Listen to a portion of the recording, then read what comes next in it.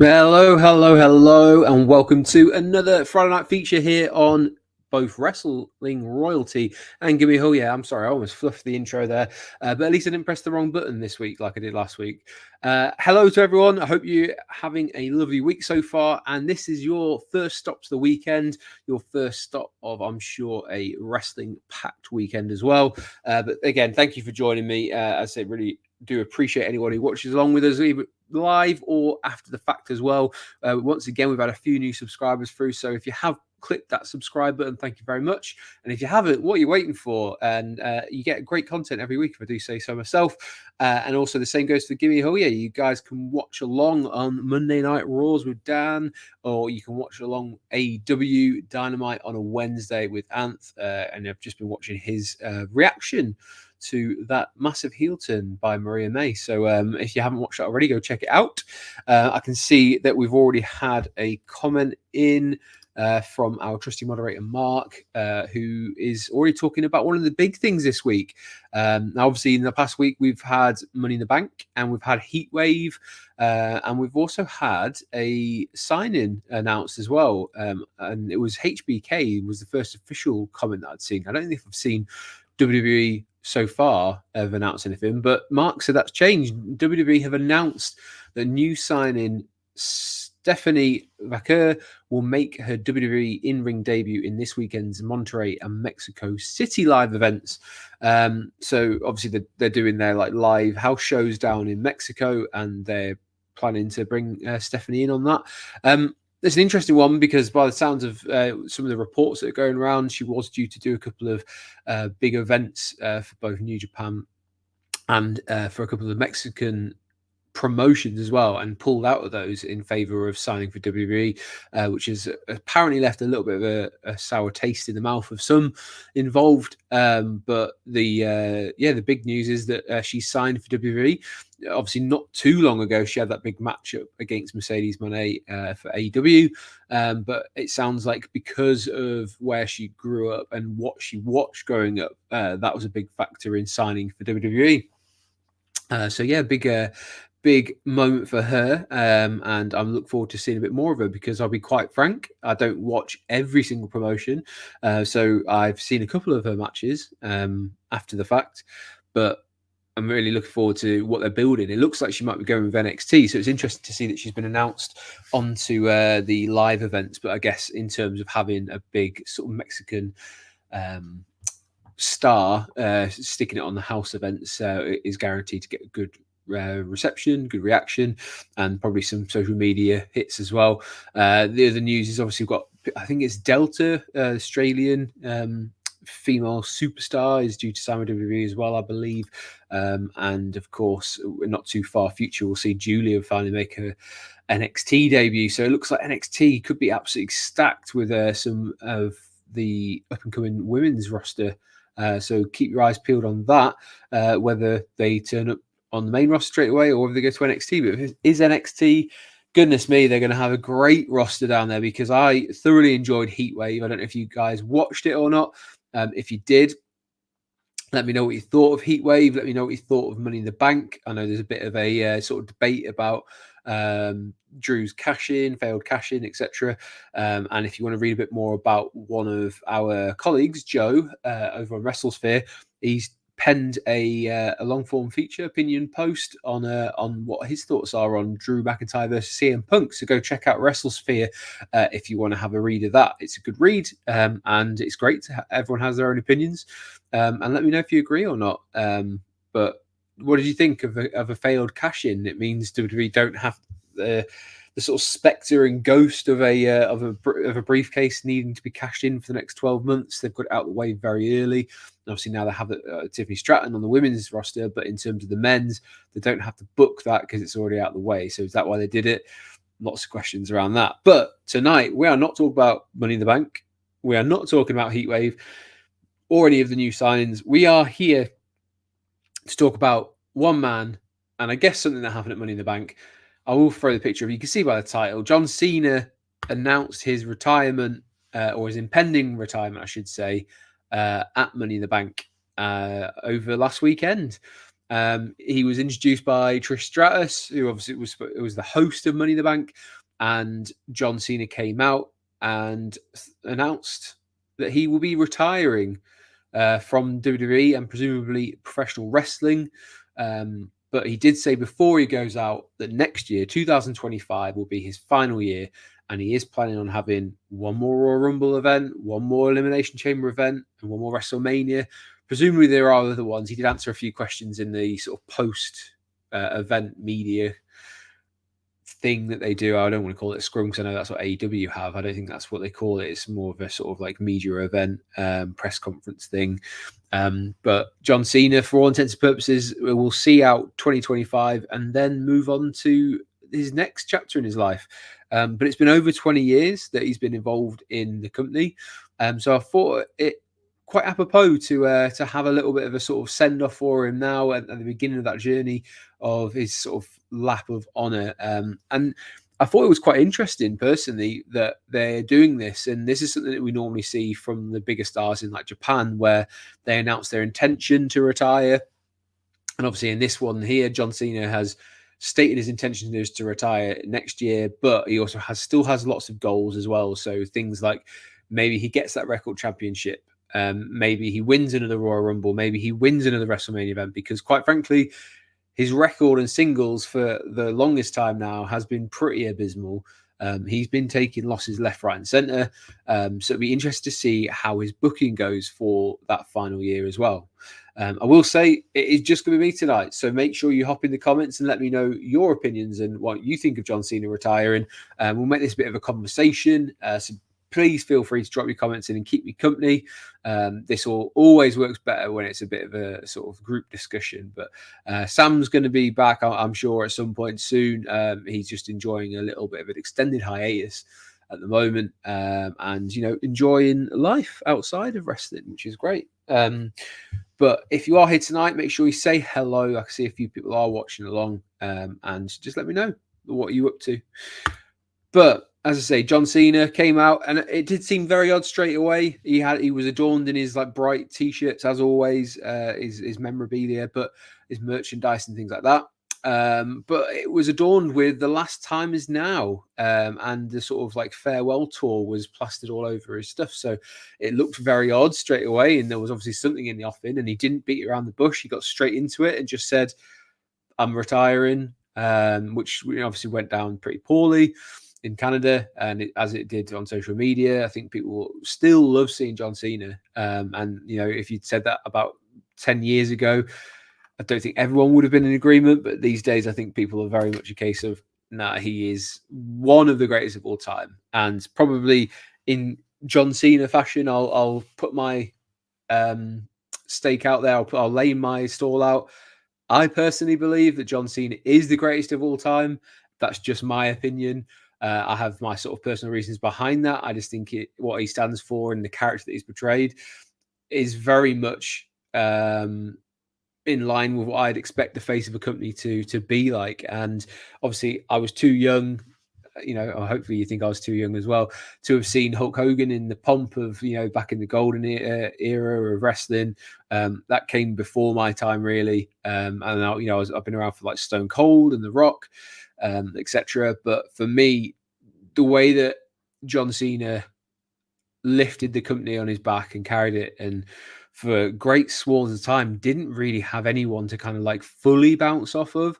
Yes, he had the likes of Randy Orton and Batista kind of come and go, but no one really like stepped up to the plate and kind of like and carried it anywhere near as much as John Cena did. He had to do so many things, and we'll go through some of the stuff as to why I believe it, and you'll maybe gain a little bit of a picture from that. But what I really want to know is, what are your guys' favorite memories of John Cena? If you don't like the guy, let me know as well. Like, let me know why you don't like him. But if you are a John Cena fan, or you have a certain match that you're very passionate about that he's been in, let me know in the comments, and I'm happy to read those out as well.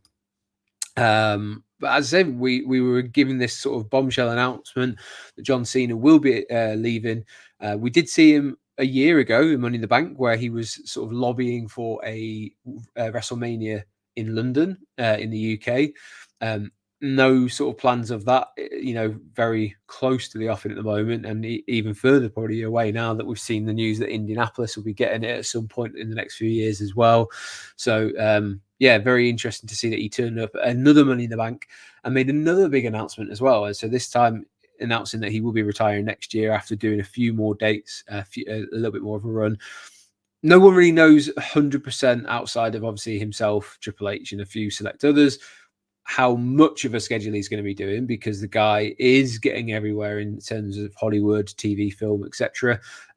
But we are definitely going to be seeing the last of John Cena as a semi full-time wrestler. He makes occasional appearances, but I think this is just a case of he's wanting to move fully into film and TV. He's getting older. He's not going to be able to perform the way he did. And, a lot of superstars and professionals don't want to perform at a lesser level than they were. So I think it's really interesting to see. This is the moment he's picked. I think he's probably got some big films coming up, big TV shows, etc. We'll go through a couple of them later on. So I think this is just his moment that he's decided to go out on his terms. He doesn't want to kind of get to a shadow of himself. I think deep down, stuff like The Undertaker did towards the end maybe soured what he wanted to achieve. He set out a long time ago that he didn't want to be a shadow of himself or a joke or, like a punchline to, he should have hung them up ages ago. And John Cena probably didn't want that to happen. But I would love to see, and this might not be popular with everyone, I'd love to see him get that record. I want to see him win another world title. I think he deserves it for the work he put in, how loyal he's been to WWE, sometimes probably too much. But that's the way it goes. He very much feels like he was made in the mold of a WWE superstar. And quite frankly, moving forward, he's probably the measuring stick for a lot of people to be able to reach up to and say, can you get to the level of John Cena? And the emotional response that he always gets. Recently, John Cena's been doing a lot of putting younger talent over. We saw it with Solo Sikoa. We've seen it with Austin Theory at WrestleMania. He hasn't been the John Cena a lot of people have accused him of in the past, where he's been burying people. He's been very happy to put over the future stars of WWE and try and solidify them. But this also, obviously, the stuff with Solo fed nicely into WrestleMania, gave him that moment where he came out and it kind of made sense. You had that tangible link there. So very interesting to see. That's the way that they've gone with John Cena in the past few years. But how does that move forward in 2025, where, as Mark says, he's got at least 30 to 40 dates is what's been speculated. So he could do more than that as well, I guess. It, to me, would suggest that what's 30 to 40, it's not once every week, but it's not too far off. You'll obviously have like gaps here and there. But as he's already laid out that he wants to be at the Royal Rumble, he wants to be Elimination Chamber and WrestleMania, that would probably extend to something like SummerSlam. And then maybe Survivor Series is like this sort of last big pay-per-view or premium live event that he might be on. We'll have to see as to how they use that dates, but I would love to see something very meaningful where they did start to build it a little bit, where he was saying, I don't really know what how much longer I've got. I haven't won in ages. Like, my record is pretty terrible. And he was kind of identifying that himself. So the fact that he's become self-aware about that, I think should feed in nicely to whatever comes next year. We've got Dean in from Scenescape Shop.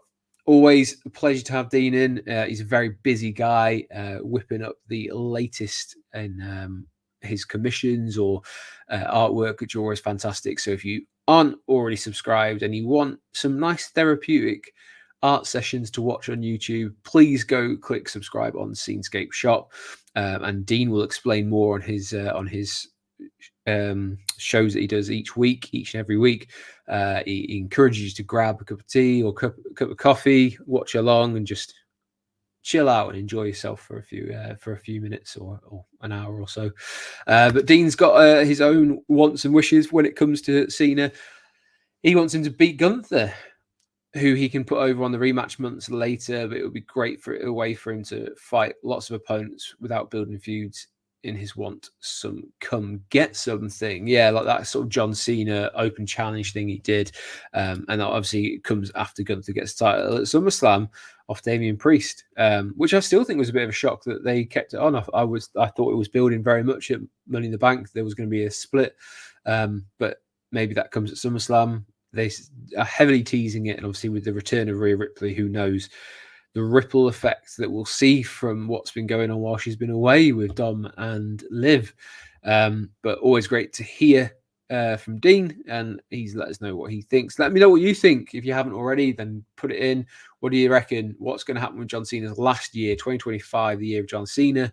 What are they going to do? Will he get a title? Maybe we might go for the IC title instead, because I believe, is that the one he hasn't had? Is the IC title a bit like Brock Lesnar? Someone can fact check me on that. But yeah, if he's not going to go for a world title, I feel like the Intercontinental title would be great. And one of the other reasons, look, he has the record for the most Make-A-Wish wishes. So from that perspective, he gets all the plaudits in the world. I think from what people inside the business have said is sometimes he's done it to the detriment of things he's supposed to be doing for himself. He's always done what's right by the company. And from the sounds of it, the Make-A-Wish Foundation and the work that he's done with them has always been very close to him. And he's maintained doing that even when he's kind of moved a little bit more away from the wrestling side of things. But this is, for me, one of the reasons why he should be considered one of the greatest of all times. Whether it's a character and people think that or not, or whether it's genuinely him, like, he deserves so much credit for that record that he has and how important it is to him. Obviously, we saw a couple of years back in LA when he had the Make-A-Wish Foundation kids up on the stage with him during his entrance. And I thought that was fantastic. A nice little touch of him giving back, because everyone expects like big things from a John Cena entrance at WrestleMania. So to give those kids that moment is something, that not anyone, their families and themselves won't forget all the way through. So yeah, fair play to John Cena for that side of things. It's something that's very important to him, and I think it's not really talked about enough, personally. IC is the only one he needs, confirms Mark. There you go. Same Sheamus. So maybe you stick him in a match where him and Sheamus are both vying to get that final one that they need to complete their collection. Mark saying Rhea is now a face with the rest of Judgment Day as heel. They've been hinting more with the way that Damian Priest has been acting that he's been quite valiant. Like, he could have stuck with the "you're not getting another shot at my title" with Seth, but he's kind of waved that away and said, no, after our deal with Gunther, I'll come back for you and we'll do it one more time, realizing that there was a bit of shenanigans going on with Punk. So I don't know. I feel like Damian's kind of gone face as well. So that's why I thought there might be a split in the offing, but not yet. Not yet. There's maybe some mileage left in Judgment Day. Dean says 5-star match on the way out with Punk. Possibly. We did see CM Punk play tribute on Monday Night Raw. That was how he kicked it off with was saying about John Cena retiring and how he wanted to say thank you, and maybe they get to lace it up one more time. So yeah, let's see if CM Punk versus John Cena is one that we get. I'd love to see them get like a big match on a Raw, but like advertise the hell out of it. Like, you don't necessarily need it at a premium live event. I think that's one, because we've seen it before. It's one that they could base like a whole Monday Night Raw around into that build up and things like that. So maybe that's somewhere down the line with the title included, or like a shot at the title, things like that. Be really interested to see how they handle it. But sign me up. Cena versus CM Punk. I'll have another one of those. Personally, I haven't got a picture of it in this deck, but I'll never forget that John Cena versus CM Punk Money in the Bank match where you've got Punk hopping the fence. Throughout that, even though everyone was booing him, I think there was a bit of respect from everyone involved in the Chicago crowd that night for John Cena, because he obviously stopped this screw job sort of thing happening. And even in the build-up, he was the one who was advocating for CM Punk to get that match. So it was a very different side to both CM Punk and John Cena that we saw towards each other as a sort of mutual respect. And it's one of those ones that you hear a lot from other guys in the locker room. Like, I've heard Chris Jericho in the back say that in the past that John Cena would often sit at the back of the bus. He'd get all the beers, and like he was one of the last ones standing, and like he could actually hold his beer like better than most of the other guys. even though, you know, maybe the source isn't the most credible, but yeah, John Cena's got a bit of reputation for, you know, holding his own and being quite a guy backstage as well. I've just read recently that he was one of the first people to take Bianca Belair to the side and have a chat after she lost in like seconds to Becky Lynch at that SummerSlam.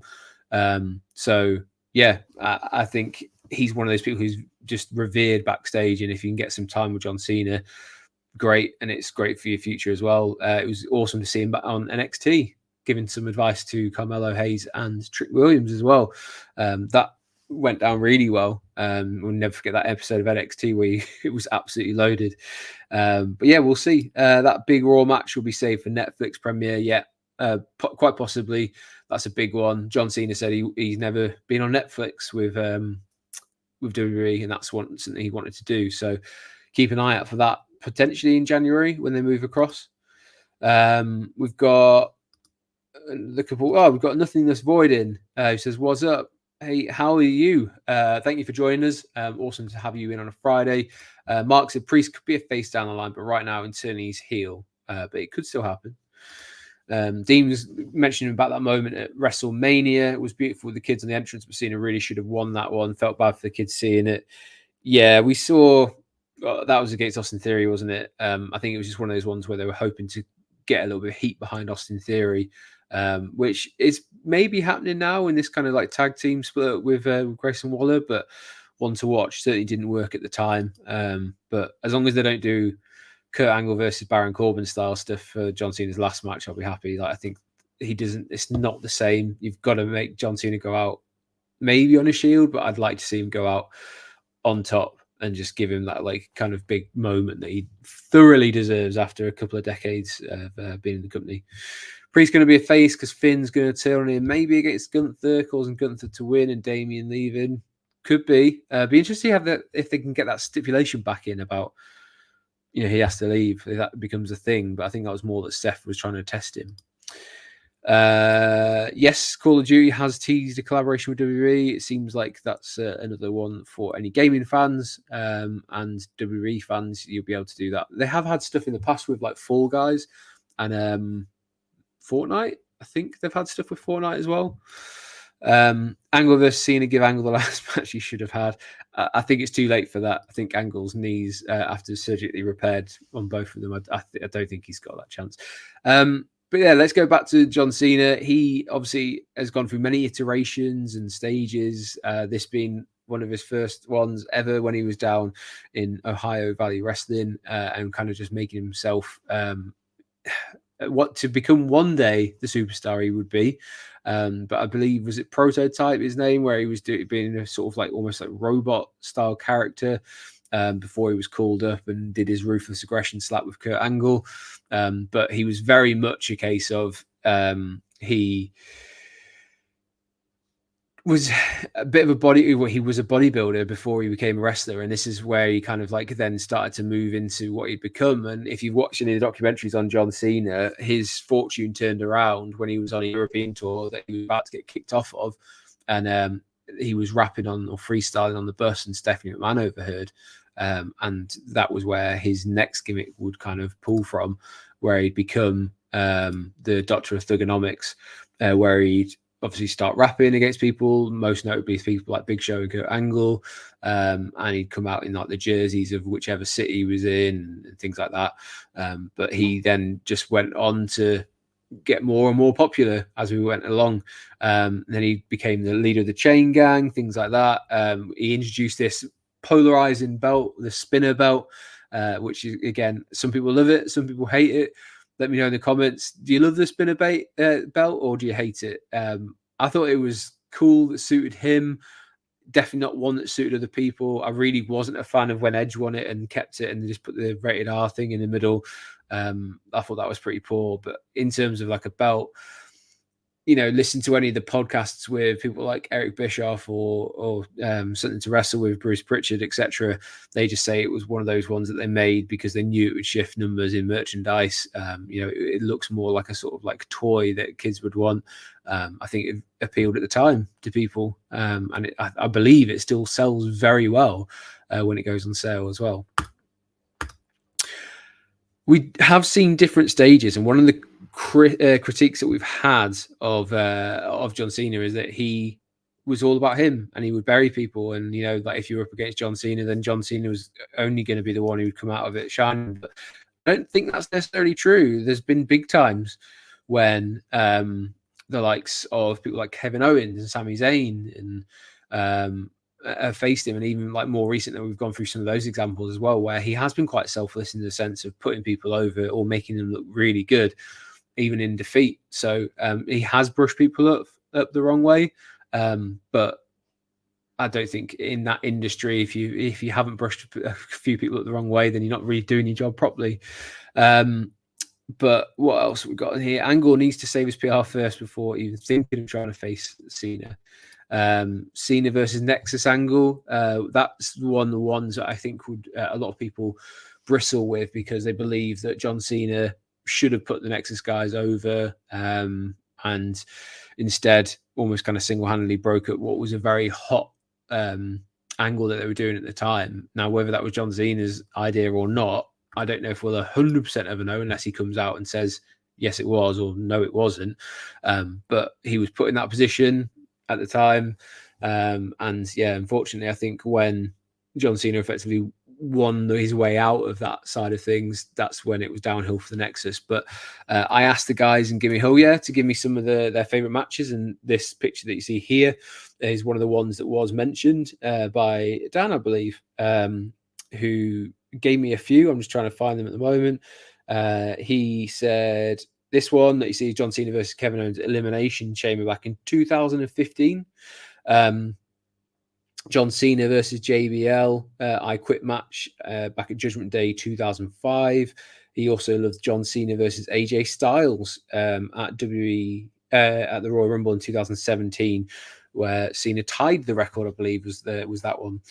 And Sam did say that one of his favorite ones was the match with Undertaker at WrestleMania. He said it's the closest John Cena ever came to being a heel.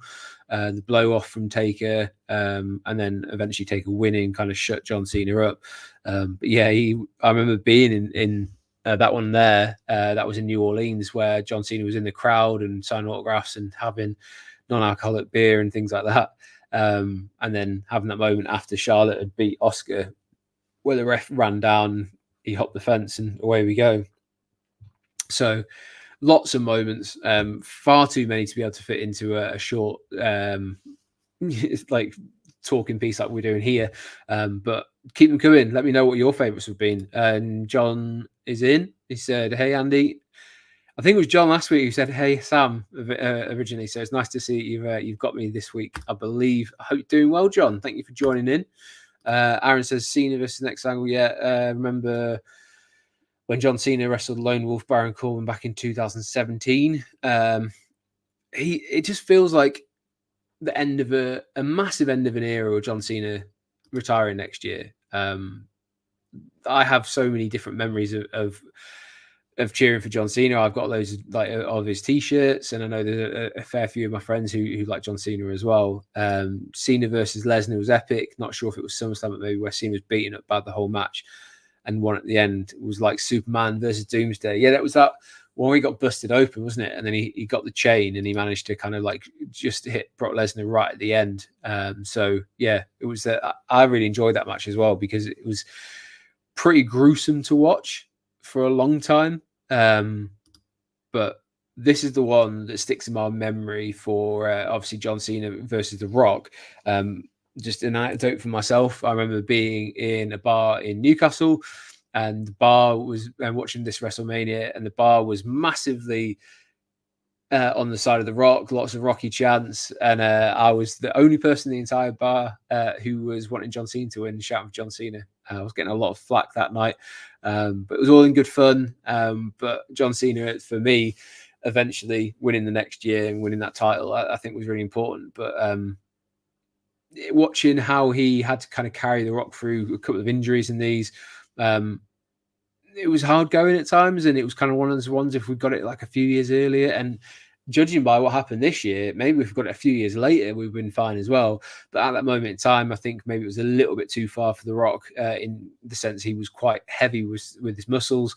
and he wasn't used to wrestling. I don't think he put quite as much prep. But hey, if we hadn't had these matches and he hadn't learned from that, maybe we wouldn't have had quite as good a match this year that he was in, and the shape he was in, because I think he would have learned quite a few things when he'd dipped out and then back in here, as to what not to do if it was to happen again in the future. So Dean agrees. Loved Rock vs Cena feud, 2 of my faves. And I know people kind of take the piss and say, well, they did advertise it as once in a generation, it'll never happen again, blah, blah, blah, and then it did it the next year.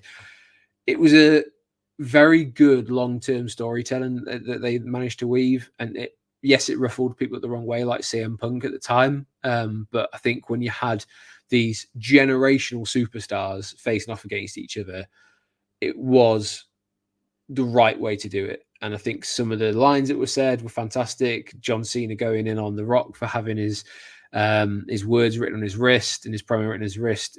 Again, mentioned most days on Twitter. You can probably find it. Aaron says John Cena versus CM Punk. Absolutely. Say for me, Money in the Bank, massive one. Big moment for WWE, that one as well. Anything over the last 20 years, if you think about it, like there's a lot of moments where John Cena is tied to it. Even the idea of like Cody winning this year, John Cena was involved. Like John Cena is the guy who can solidify big stories and moving forward. And let's not forget, he had a very well sold album as well. How often does that happen? Not very, I can tell you. We've had recently Joe Henry topped some the charts for a little bit on iTunes in the UK. Scored very highly in the US as well. But John Cena, one of the first guys really to kind of cross over into the music side of things properly. And I believe on his debut album, he sold a lot more than like the debut albums of some of the biggest rappers and hip hop stars of all time, which obviously speaks a lot for the WWE universe. There's some pretty decent tracks on there. If you haven't listened to it for a while, go check it out on Spotify or wherever you listen to music. But yeah, this was back when CDs were prevalent. He shifted quite a lot of CDs. Used to do concerts and things like that. But I found that picture and thought, I've got to put it on. But he's also just one of those guys who's got very recognizable entrance theme. Like both of the ones he's had that I think of John Cena, and the one that's like the Word Life one was fantastic. But now, like I can only ever hear Paul Heyman doing the trumpets for this now that he every time he comes out. He's moved on from wrestling. He's starting to move on. This is where this transition comes from, and he's starting to appear in more and more TV and films. And on one of my favorite TV shows, he popped up. And again, reading a lot of the critics slating his performance and saying it was way too odd and out there that he appeared in The Bear. But I kind of liked it. Like it's still weird for me to see John Cena in like any kind of role, but at least he always tries to play it with a little bit of humor so far. I'm yet to see him have like a really like deep emotional or like very weird out there kind of role where it pushes the boundaries of who you think John Cena is. Like there's always been a little bit of John Cena around, but let's face it, like those roles don't come around too often. I just watched Long Legs today, which is the first time I've seen Nicolas Cage in something where he just isn't like himself at all. It's just so transformative and so different to what he's done before. I'd love to see John Cena push the boundaries and do something similar where he just does something completely different from what he's done before. But in the meantime, we are being treated to stuff like Peacemaker, which I thought is one of the better TV shows, one of the better performances we've seen from DC side of things. There was a lot of nuance to his character. Like, yes, he was very goofy and stupid and patriotic and contradictory and everything in between, but there was a lot of heart that was there as well, a lot of conflict. I thought John Cena was fantastic in this, and I'm really excited to see the second season. So I think it's supposed to start filming later this year and will come out after the Superman film that comes out next year. So give me more Peacemaker. Absolutely happy with that. But what are we going to see is the big question now, I guess, moving forward. Like we could sit here all night and go through our favorite John Cena matches and moments, etc. What are we going to see him do at WrestleMania next year? I want to see those comments. Let me know, what is John Cena going to be doing at WrestleMania 41 in Las Vegas? Because he said he wants to be there, and obviously, touch wood, all being good, all injuries avoided, etc. He's going to be doing something at WrestleMania. Where does he feature? I personally think he's going to be featuring for a title. I think they'll either have him win the Royal Rumble or get very close, and if he doesn't win that, which I don't think he will, I think he'll go on and win the Elimination Chamber and win his way into a match at WrestleMania for possibly Raw's title. Although saying that, there's a lot of speculation that someone like Cody versus John Cena at WrestleMania could be the match to see. Cody's desperate for a match against John Cena, especially this Cody Rhodes against John Cena on his way out, I think is a big match that they could have. The other really popular opinion or option that people are going for is the one that Mark's just raised there. I think Mania will be him versus Orton, as they've never had their 1-versus-1 match there. Another shout for John Cena versus Kurt Angle. I still think that time's passed. I think we need to let that one go, unfortunately. Again, that was the match to have on Kurt Angle's retirement. Baron Corbin should never have been put in that position for himself or for Kurt Angle. I just will go out on my shield saying that. Dean's already fantasy booking his way to WrestleMania. Imagine if Orton beats Cody and goes one behind Cena, and then Cena's last match is as champ against Orton to see whether he ties or wins all-time best. We'll see. Like, Cena versus Orton is one of those ones where they came through at the same time. Again, generational talents. I think John Cena, in terms of crossover mainstream appeal, will always have that edge. And I think Randy Orton's fine with that. He's dedicated his life to professional wrestling and being labeled as one of the best to tie his laces, his boots up. Maybe we'll see one more time before we go out. I think it's more likely that we'll see John Cena versus some of the the younger guys. But it will be nice if they drip that in amongst a load of them, because when they first teased that, was it the Summer of Cena last year? I was like, oh yes, we're finally, like, when the strike was on, we're gonna get some of these dream matches, and they used them very sparingly in matches, and instead they kind of got the Solo Sikoa stuff.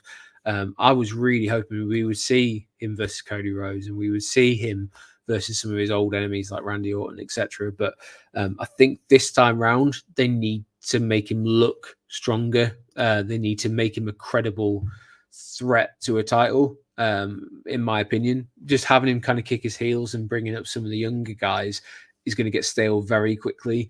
It's going to get to the point where, when they used to bring guys up from NXT and they would either go against Nakamura or they go against Dolph Ziggler, and it was the same people over and over again. That's the risky run of John Cena. But I do think Triple H will want to do right by John Cena, because he will understand what he did for the company. But also the flip side of that is Triple H is a big Ric Flair guy. And will Triple H want Ric Flair's record to be broken? I don't think he would. But if he does see the benefit in it and it benefits the company, he would also do the right thing as well. I don't think we will ever see a full John Cena heel in this iteration. Obviously, he was a heel when he was back doing his chain gang stuff or doing the Dr. Thugonomics. But people just found him too charismatic, and he just moved on from that. So, yeah, personally, I don't think we'll ever see John Cena now be a heel, especially not in 2024, 2025. That's not how he goes out. Hey, if they wanted to pull an all-time curve, fair enough. I just don't see it happening. But yeah, we're going to wrap it up here when we talk about John Cena. There is one last thing I'm going to talk about, which is if you are in Newcastle and you want to see some fantastic wrestling, tomorrow night sees Thunderstruck 2 at the Walker Dome. There are a few limited tickets left, and it's your chance to see Joe Henry is going to be there, and he's going to be up against Elijah, who used to be called Elias in WWE.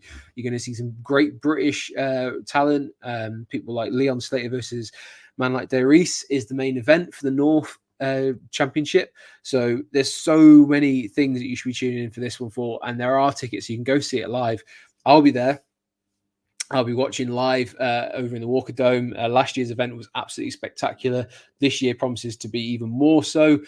So if you are at a loss the night before England's big Euros, get yourself down to Walker Dome. If you're even like vaguely close, and even if you're not, get on a train or drive up, come up to Newcastle, watch North Wrestling. There are so many good matches on the card tomorrow. So if you want to go check it out, northwrestling.co.uk, and you can find out more details there as well, or check them out on X/Twitter or any of the social media posts as well. But I'll stop with my shameless shilling of one of my favorite independent wrestling promotions. But yeah, big thank you to anyone who's joined in tonight. If you are watching after the fact, leave us a comment. I will get back to you anyway. I'm going to go out by saying it's often asked who would be on the Mount Rushmore of my favorite wrestlers, and without a doubt, the one name that's never really changed is John Cena. I think John Cena deserves all the plaudits he's going to receive next year. I wanted to start early by getting in and doing this. I think he's inspired a lot of younger people. He carried WWE at a time when it wasn't fashionable like it was now. He had to do that for a long time and received a lot of hate and became the bad guy for it. But it's nice to see that he's actually getting his flowers these days, as he has one foot out the door, but will continue into 2025. And then we will see a WWE, no more John Cena, which just feels so strange to say. But if you have enjoyed this and you do enjoy every week when I'm on, please make sure you hit that subscribe button for Wrestling Royalty, and make sure you do the same for Gimme a Hell Yeah. Like the video, it helps with the algorithm. It boosts us up a little bit more. People can see us, join in. We can have these conversations be even bigger and better.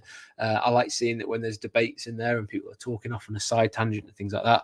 So make sure you are getting involved in liking, subscribing, all that jazz as well. I'm not very good at the social media side where I have to plug that. But it's what I'm here for. I want to make sure I'm here for you guys for as long as possible. So having these conversations keeps me going. But I just want to say thank you very much. If you have joined us, if you are doing anything this weekend, stay safe.